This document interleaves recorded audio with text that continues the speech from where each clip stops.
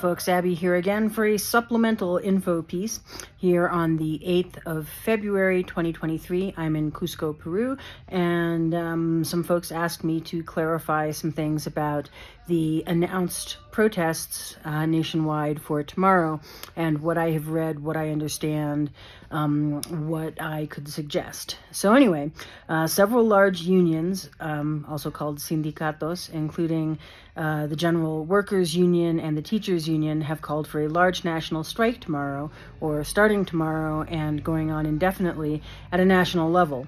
Smaller unions and regional unions are mixed in saying whether they plan to participate or not, so it's still uncertain exactly how big it will be and what specific actions will be taken depending on where you are. A summary of what I've heard will be at the end of this, and please feel free to comment and let me know what you've heard where you live in Peru, if you've heard something. Remember that several regions or provinces are under state of emergency until early April. Puno, Cusco, Lima, Callao, Andahuaylas in the Apurimac region, Tambopata and Tawamanu in Madre de Dios, and Torata in Moquegua. In general, this means the military can act domestically under the direction of the National Police, the Peruvian National Police, or PNP, although in Puno it is the other way around. The military is in charge and the PNP have to follow their instructions. So why are people striking? Strikers want some or all of the following things. These are the strike issues and positions that people are expressing. Number one, Dina Boluarte, the current president, to resign, and new elections ASAP for both president and Congress. Also, many of them want Congress to step down and close as well. Many also want a constitutional assembly to discuss reforms to the Constitution of 1993, especially as involves the signing of long-term contracts regarding concessions for mining and tourism and also infrastructure projects. They also suggest that they should discuss structural reforms surrounding the checks and balances between legislative and executive branches, because some people see the status quo as enabling the situation where Peru has had so many presidents in the past 6.5 years. Also, people want an end to the killing of protesters and for those responsible for those killings to stand trial. Some considerations. People are getting more and more tired and worried, and this means tempers can flare unexpectedly, suddenly, and potentially in places that you wouldn't think. For example, last week in Cusco, open street brawls broke out when residents of a wealthier neighborhood traded insults with rural protesters, and it came to blows. Additionally, presumed protest infiltrators threw rocks and debris at public transit vehicles and broke business windows amidst what have previously been peaceful, if loud, protests. In areas where confrontations have already happened and been known to happen, like central Lima, be extra aware of this and prepare to avoid them, but also make sure that you are aware in your ordinarily peaceful neighborhoods, including ones that could be out in the country or in small towns.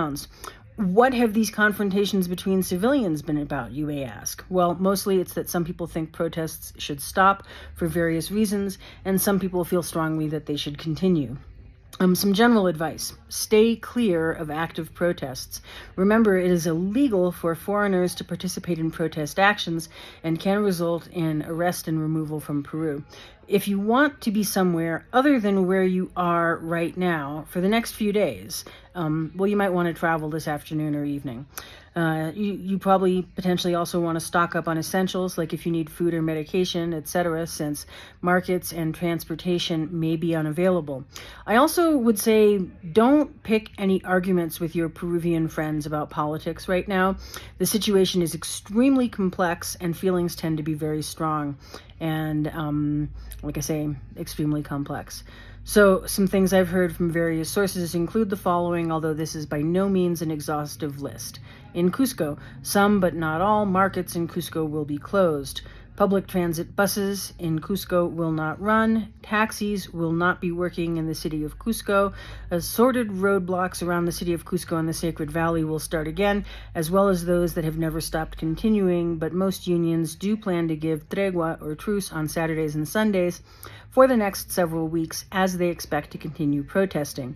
In Puno, lots of roadblock action continues as it does in Canchis and the Canchis province of Cusco. And there are already convoys, large convoys of more rural folks who are heading into Juliaca, Puno, already in progress, some already there. So it looks like things will probably be fairly strong in Puno, could be strong in Cusco. Stay alert and remember to keep your head about you.